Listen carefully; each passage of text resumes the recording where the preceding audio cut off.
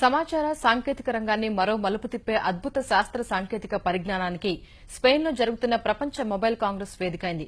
సమాచార వినిమయ రంగంలో సర్వసాధారణాంశంగా మారిన వైఫై స్థానంలో ఇప్పుడు లైఫై అనే సరికొత్త టెక్నాలజీ వచ్చింది. వైర్లెస్ పరిజ్ఞానం కంటే 100 రెట్లు వేగంతో పనిచేయడం ఈ లైఫై ప్రత్యేకత కాగా, అత్యంత సులభంగా ఈ పరిజ్ఞానాన్ని అందిపుచ్చుకోవడం మరో ప్రత్యేకత. ఇంట్లో ఎల్ఈడీ బల్బు ఉంటే చాలు లైఫైకి కనెక్ట్ అవ్వచ్చు. ఊహించని వేగంతో అంతర్జాల మొబైల్ సేవల్ని అందుకోవచ్చు.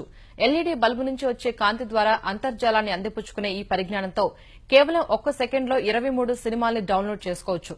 ఫ్రాన్స్ చెందిన OLEDCom అనే అంకుర సంస్థ ఈ లైఫై టెక్నాలజీని ప్రపంచ మొబైల్ కాంగ్రెస్ లో ప్రజలకు పరిచయం చేసింది.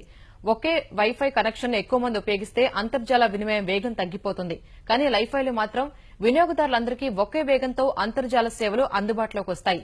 ఈ పరిజ్ఞానం పూర్తిస్థాయిలో అందుబాటులోకి వస్తే విమానాలు, రైళ్లు, హోటళ్లు, ఆసుపత్రుల్లో నాణ్యమైన అంతర్జాల సేవలు అందుబాటులోకి వస్తాయి.